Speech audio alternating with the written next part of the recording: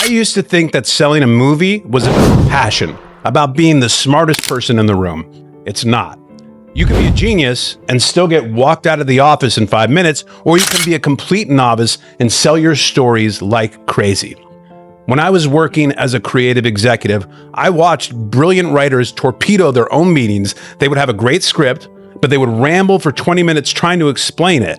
I saw millions of dollars walk out the door when writers could not clarify their story efficiently. So I want to tell you about a method that I use called the Schechter method. It's not a writing exercise, it is a pressure test of your story. If your story cannot survive this paragraph, it will not survive the market or the pitch meeting. If you can't do this, your story isn't ready. But finding that out now is a good thing. It's you saving yourself 6 months of writing a script that goes nowhere. So here is the formula, and it is stupid simple, but burn it into your brain. When a type of person has, does, wants, or gets A, he or she gets, does, tries, or learns B, only to discover that C now happens, and he or she must respond by doing D. And here's the key. This is not about plot. It's about the transformation of your main character under stress. So let's break it down beat by beat. Let's start with a type of person. Remember, it's not a name that we're looking for. It's a type of person, a unique person. So in Die Hard, John McClane, he's not just a cop. He's a burnt out, recently separated from his wife, New York City cop. In Finding Nemo, Marlin isn't just a fish, he is a neurotic, overprotective father.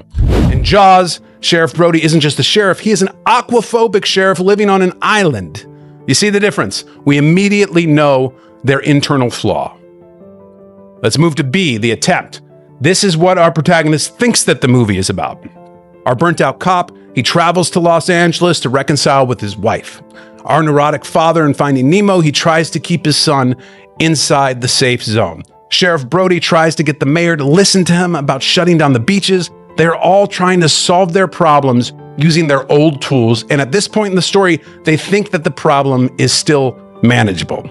So then comes C, only to discover. The trap snaps shut. McClane arrives only to discover that terrorists have now seized the building. In Nemo, Dad plays it safe only to discover that his son has been taken by divers.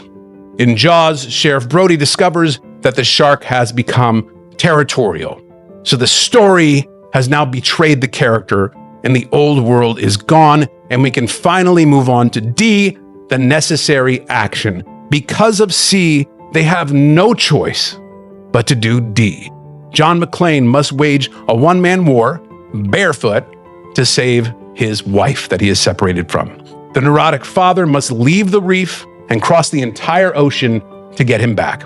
Sheriff Brody must now charter his own boat to destroy the shark himself.